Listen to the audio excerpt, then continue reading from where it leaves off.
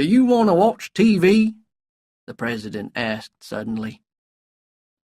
So, me and the President of America watched TV while I ate my breakfast. Later, when we were back in the garden, the president said, "You were hurt, weren't you, boy? Well, look at this." And he pulled up his shirt and showed me the place on his stomach where he was hurt once. "Where were you hurt?" he asked me. So I pulled down my trousers, turned round, and showed him.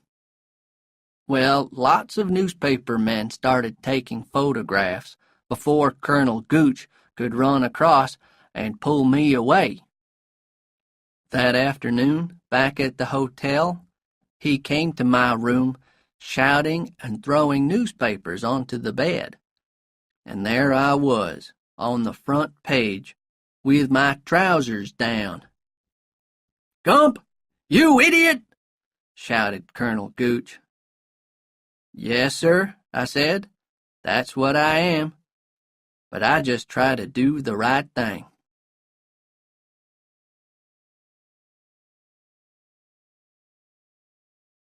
CD 2.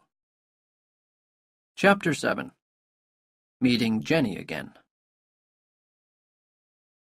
Soon after that, I heard that I was leaving the army early, and they gave me some money for a train ticket to go home. But all this time, I was thinking about Jenny Curran. Just before I left the hospital in Da Nang, I had a letter from her.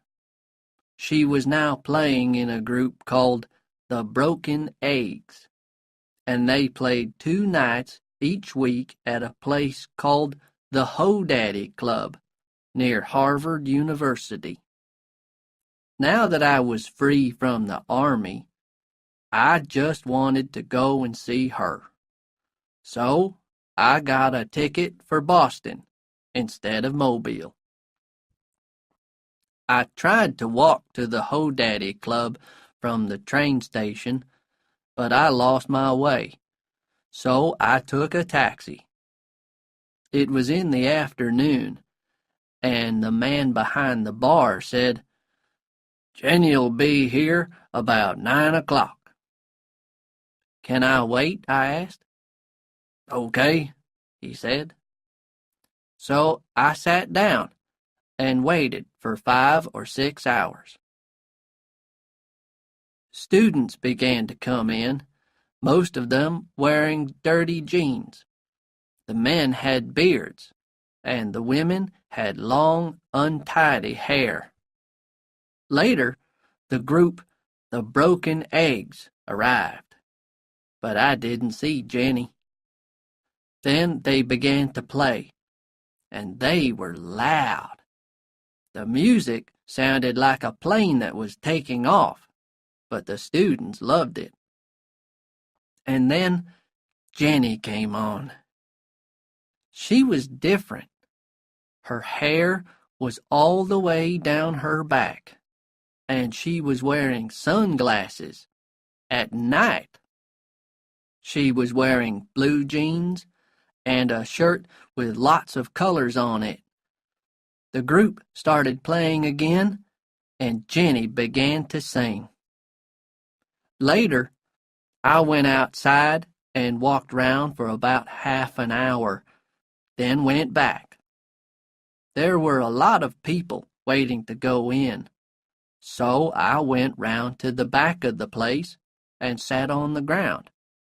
I had my harmonica in my pocket, so I took it out and started to play.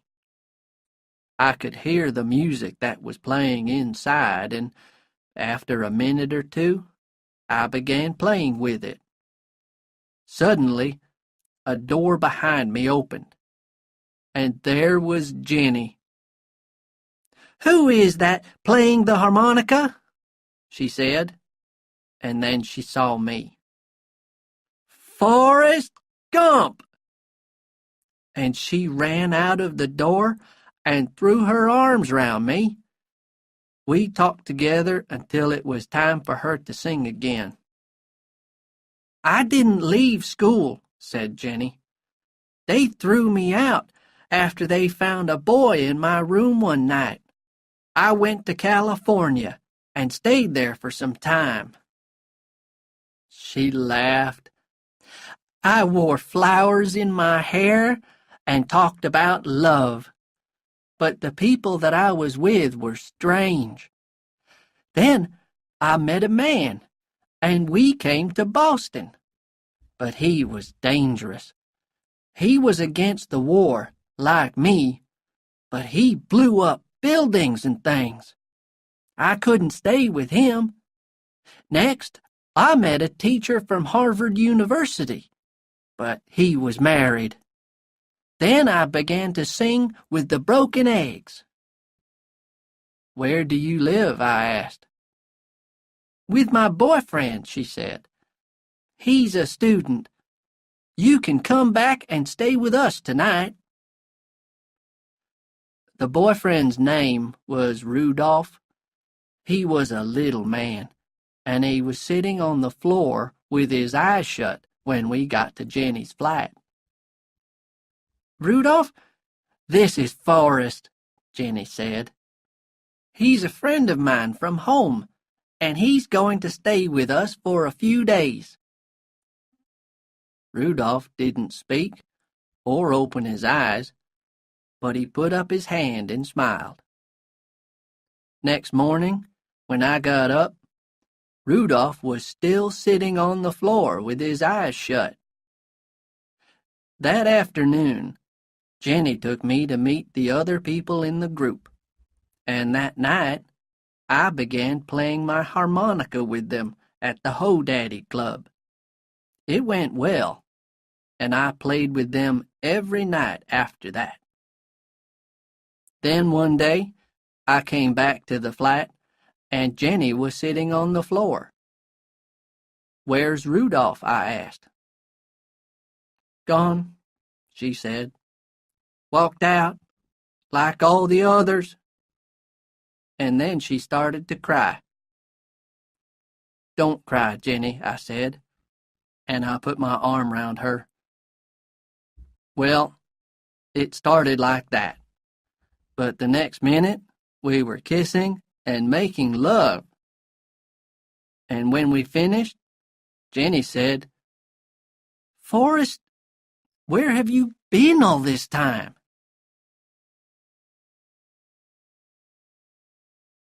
Chapter 8. Into Space. Spring and summer went by, and I continued to play my harmonica with the group. It was my happiest time of all. But, you've guessed it, something went wrong. How did it happen?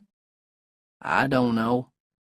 But one night I was sitting outside the Ho-Daddy Club, smoking a cigarette, when a girl smiled and came up to me. She sat down across my legs and put her arms round me. She was laughing and kissing me, and I didn't know what to do. Suddenly, the door opened behind me, and there was Jenny. "Forrest, it's time to—" She stopped when she saw me with the girl. Then she said, "Oh, no, not you, too!" I jumped up and pushed the girl away. "Jenny," I said. "Stay away from me, Forrest," she said. "You men are all the same. Just stay away from me." She didn't speak to me again that night, and the next morning she told me to find another place to live. I went to live with Moses, one of the other men in the group, and soon after that, Jenny went to Washington to talk and work against the war. Moses wrote down the address for me. So I went back to Washington, too. There was a lot of trouble there. Police were everywhere, and people were shouting and throwing things, and the police were taking some of them away. I went to find Jenny's address, but there was nobody at home. I waited outside for most of the day. Then, at about 9 o'clock, a car stopped near the house, and some people got out. And there she was. I started to walk towards her, but she turned and walked away. The other people, 2 men and a girl, didn't know what to say. "What's wrong with her?" I asked one of the 2 men. "She just got out of prison," he said. "She was there all night before we could get her out." Jenny was in the back of the car now, so I went over and talked to her through the window. I told her how I felt. I was sorry about the girl, and I didn't want to play in the group without her. She listened quietly, then opened the car door for me to get in, and we sat and talked. The others were talking about something that would happen the next day. Some American soldiers planned to take off their Vietnam medals and throw them away in front of the crowds of people. Suddenly Jenny said, "Did you know that Forrest won a medal?" The others went quiet and looked at me, then looked at Jenny. Next morning, Jenny came into the living room. I was sleeping on the floor of their house. She woke me up. "Forrest," she said, "I want you to do something for me." "What?" I said.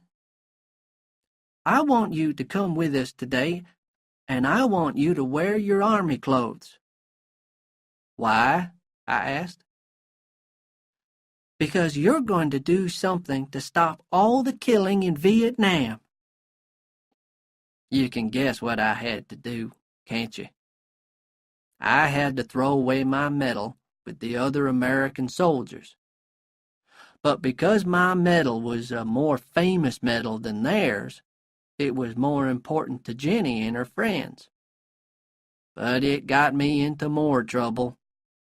Oh, I threw my medal away okay, but it hit somebody really important, one of the president's men. So they threw me into prison. Why did things like that always happen to me? As it happened, I didn't stay in prison long, because they soon realized that I was an idiot, and they put me in a special hospital for idiots. It was the doctors at the hospital who decided to send me to NASA. That's the Space Center at Houston in Texas. "You're just the kind of person they're looking for," the doctors told me.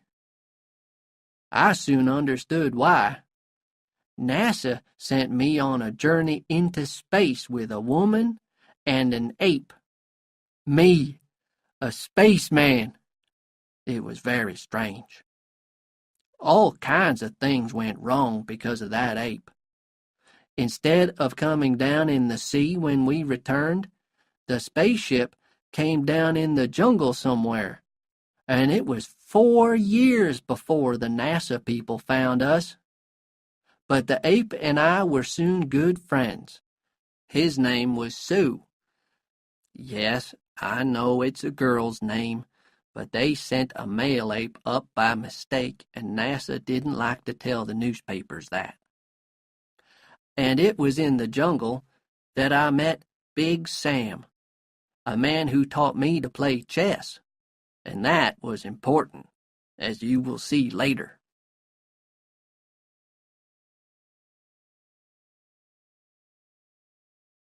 Chapter 9. A Real Idiot. Of course, the first thing that I wanted to do when I got back to America was find Jenny. So I phoned Moses in Boston.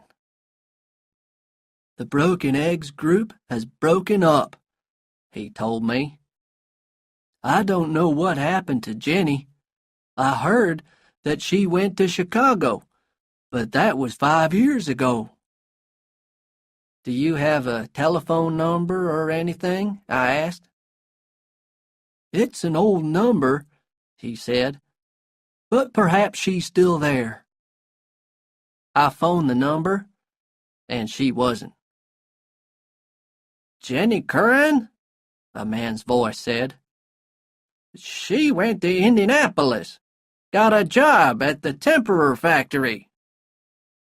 So I went to Indianapolis on the bus. The Temperer factory was outside the town. I asked about Jenny at the office, and the woman said, Yes, she works in here. Why don't you wait at the side of the factory? It's almost lunchtime, and she'll probably come out. So I did. A lot of people came out at lunchtime. Then Jenny came out. She went and sat under a tree on the grass and began eating an apple. I went up behind her and said, That looks like a nice apple. She didn't look up. She just said, Forrest, it has to be you. A minute later, I had my arms round her, and we were both crying. People were watching us with strange looks on their faces, but it didn't matter. Jenny and me were together again. I finish work in 3 hours, Forrest, Jenny said. Why don't you wait for me in that bar across the street? Then I'll take you to my place. So I waited in the bar. And I got into the wrestling business. How? I'll tell you. It started when I arm wrestled a man in the bar and won some money on a bet. That gave me an idea. But at first, I didn't say anything to Jenny. She came across to the bar after work, and we had a drink and talked. I saw you on TV when you went up into space, Forrest, she said. And I told her all about that, and about Sue, the ape. What happened to him? She asked. I don't know, I said, but he was a good friend. Later, we went back to Jenny's flat, and she said, You can stay here. Next day, when Jenny went to work, I went back to the bar. Several people wanted to try arm wrestling with me again, and I said, okay. None of them won because I was too strong, but plenty of people wanted to try their luck. After about a month, I was winning nearly $200 a week arm wrestling. Then one day, a man called Mike came into the bar.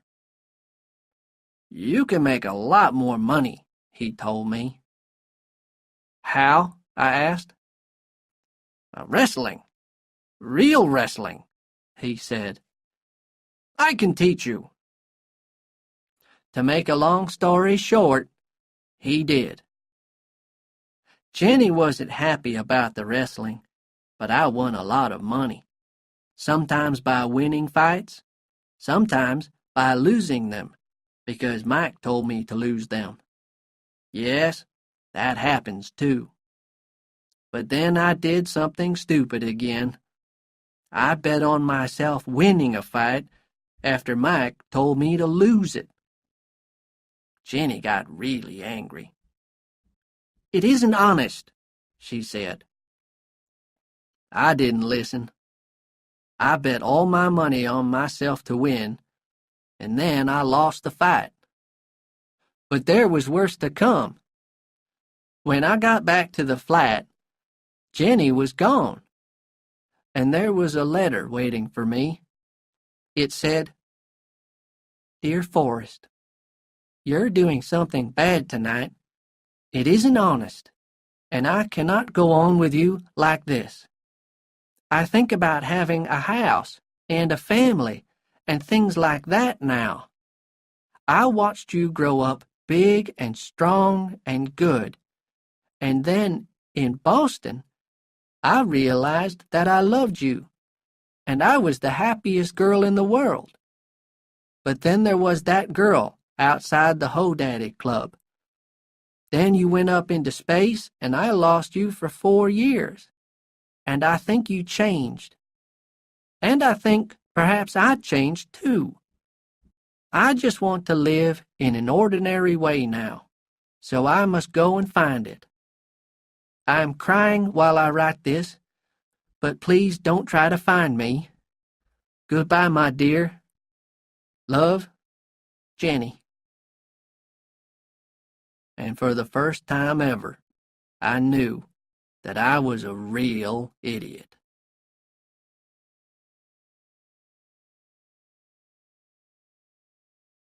Chapter 10. Money for Playing Games.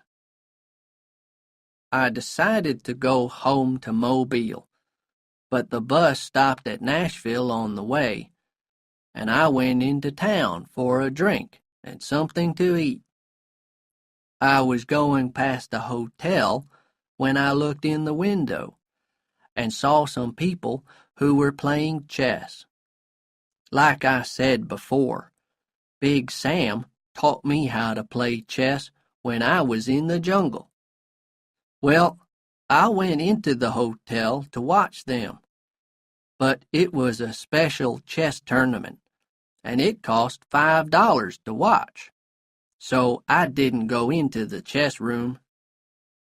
I was just walking out again when I saw a little old man who was playing chess with himself at a table near the door.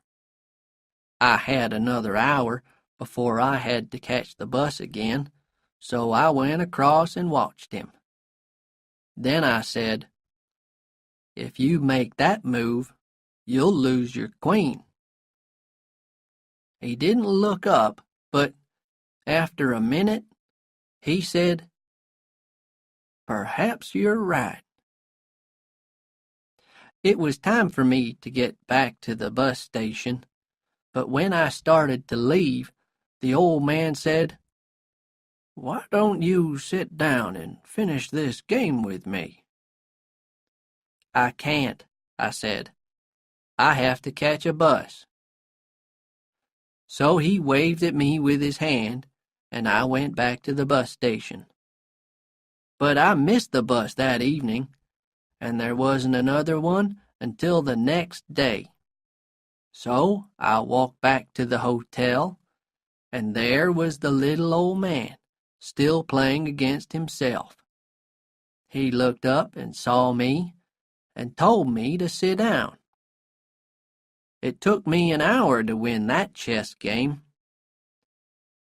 "Just who are you?" he said after the game. "Forrest Gump," I said.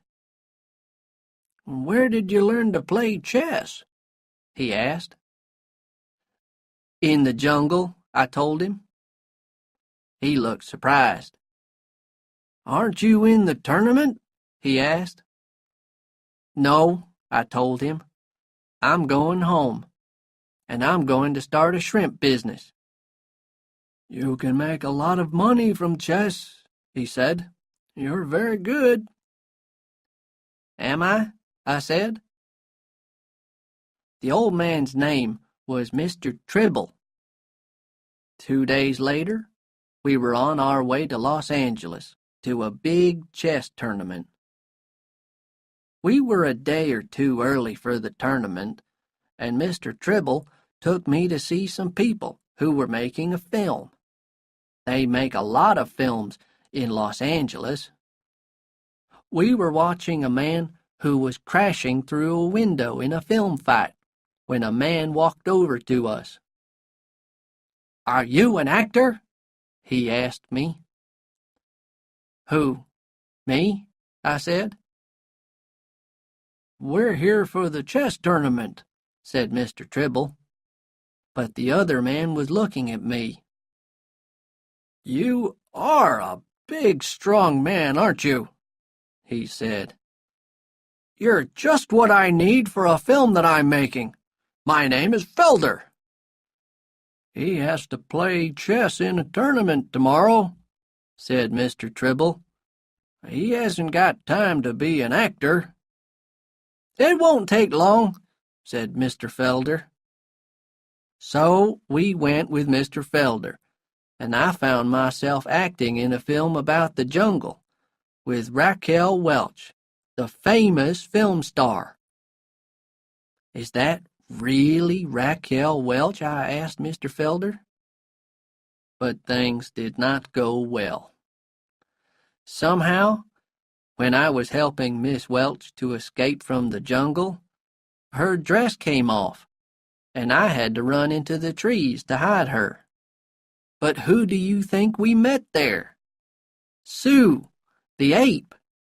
He was in another film. The three of us ran out of there fast, and Miss Welch shouted and screamed. No, things didn't go very well. I wasn't an actor for very long. I think Mr. Tribble was secretly pleased. I was pleased because I was back with Sue again. Back at our hotel, the three of us sat in our room and tried to decide what to do. "It's going to be difficult traveling with an ape," said Mr. Tribble. "He won't be any trouble, Mr. Tribble," I said. But Mr. Tribble seemed worried. Next day was the big chess tournament at the Beverly Hills Hotel. Mr. Tribble and I got there early, and I had to play chess all day. It took me about 7 minutes to win the first game, and half an hour to win the next. I played all that day and the next, and suddenly I was in the final, playing with the Russian, Honest Ivan, the best player in the world. He was a big man with long black hair, and he didn't want to lose. It was a long game. Honest Ivan was good, very good. But just when Honest Ivan seemed to be winning, Sue ran across the room and jumped onto the chess table. Honest Ivan fell off his chair, and everybody started screaming and running everywhere. "Let's get out of here, Forrest!" shouted Mr. Tribble. We got back to the hotel and hurried up to our room. "Forrest," said Mr. Tribble, "you're a wonderful chess player, but I never know what's going to happen next. Here's half of the money that you've won. It's almost $5,000. Take Sue back to Alabama with you and start your shrimp business." He shook my hand and gave me his address. "Write to me sometimes, Forrest. Good luck."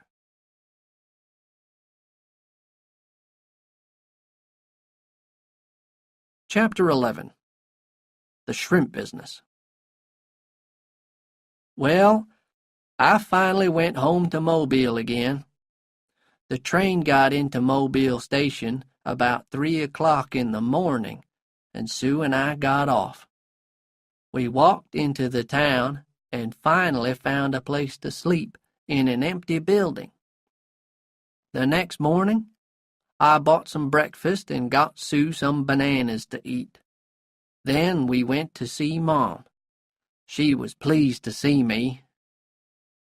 "Oh, Forrest," she said, "you're home at last." "Yes, Mom," I said. But I didn't stay long. 2 days later, Sue and I got the bus to Beulah Battery, where Bubba's parents lived, and I explained to Bubba's daddy about the shrimp business that Bubba and I planned to start after we came out of the Army.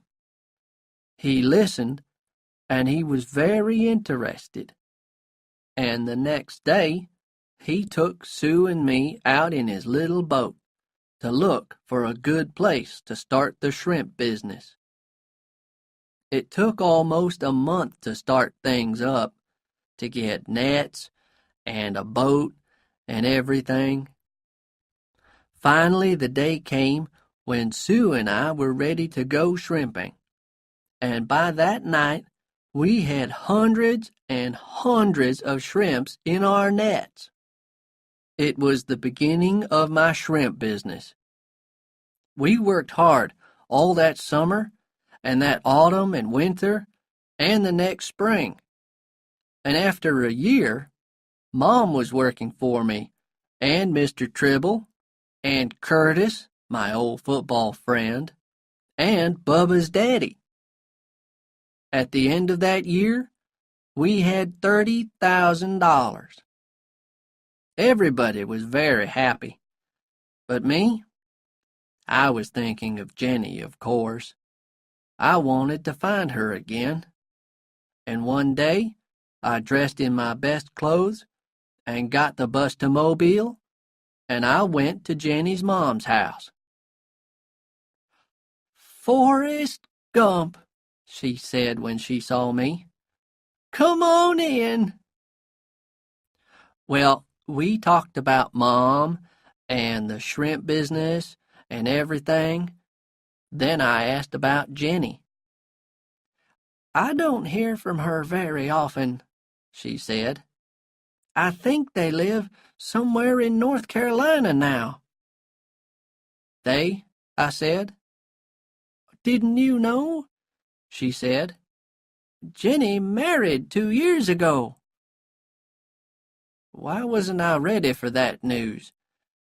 I don't know, but I wasn't. And part of me seemed to die when I heard it. But Jenny only did what she had to do, because I'm an idiot. A lot of people say that they married an idiot, but they don't know what it's like to marry a real one. I cried that night, but it didn't help. "I'm just going to work hard," I told myself. "It's all I can do."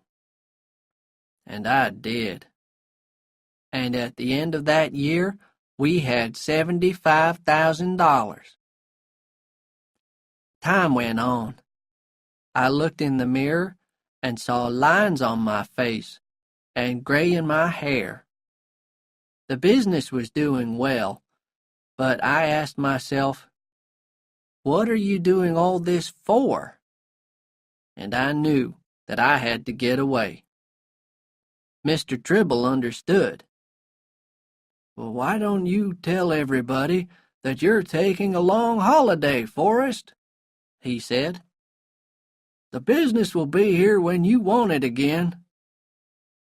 So I did. Sue came with me, and we went to the bus station.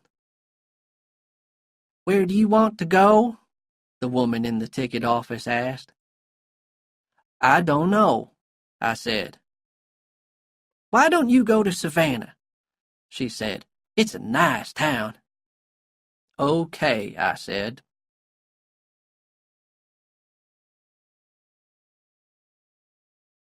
Chapter 12. Little Forrest. Sue and I got off the bus at Savannah. Then I went and got a cup of coffee and sat outside the bus station. What could I do next? I didn't know. So after I finished my cup of coffee, I took out my harmonica and began to play. I played 2 songs, and a man walked past and threw some money into my empty coffee cup. I played 2 more songs, and soon the cup was half full of money. By the end of the next week, we were getting $10 a day. Then, one afternoon when I was playing to some people in the park, I noticed that a little boy was watching me carefully. Then I looked up and saw a woman who was standing near him. It was Jenny Curran. Her hair was different, and she looked a bit older and a bit tired, but it was her all right. And when I finished playing, she held the little boy's hand and came across. She was smiling. "Oh, Forrest, I knew it was you when I heard that harmonica. Nobody plays the harmonica like you do." "What are you doing here?" I asked her. "We live here now," she said. "Donald works in a business here in Savannah. We came here about 3 years ago." When I stopped playing, the rest of the people walked away. Jenny sat next to me, while the little boy started playing with Sue. "Why are you playing your harmonica in the park?" asked Jenny. "Mom wrote and told me about your shrimp business and how rich you were." "It's a long story," I said. "Is that your little boy?" "Yes," she said. "What do you call him?" "His name is Forrest," she said quietly. Then she went on. "He's half yours. He's your son, Forrest." I looked at the boy, who was still playing with Sue. "My son?" "I knew that a baby was on the way when I left Indianapolis," said Jenny. "But I didn't want to say anything. I don't know why. I was worried that perhaps he would be an idiot," I finished for her. "Yes, but Forrest, he's not an idiot. He's really clever." "Are you sure that he's mine?" I asked. "I'm sure," said Jenny. "He wants to be a football player." I looked at the boy. "Can I see him for a minute or two?" "Of course," said Jenny, and she called to him. "Forrest, I want you to meet another Forrest. He's an old friend of mine." The boy came and sat down. "What a funny animal you've got," he said. "He's an ape," I said. "His name is Sue." "Why is it called Sue if it's a he?" I knew then that I didn't have an idiot for a son. "Your mom tells me that you want to be a football player." "Yes," he said. "Do you know anything about football?" "A bit," I said. "But ask your daddy. He'll know more than me." He put his arms round me for a second, then went off to play with Sue again. Jenny looked at me. "How long have we been friends, Forrest? 30 years? Sometimes it doesn't seem true." She moved nearer and gave me a kiss. "Idiots," said Jenny. "Who isn't an idiot?" Then she got up and held little Forrest's hand, and they walked away. Well, after that, I did a few things. First, I phoned Mr. Tribble and told him to give some of my money from the shrimp business to my mom, and some to Bubba's daddy. Then send the rest to Jenny and little Forrest, I said. That night, I sat up thinking.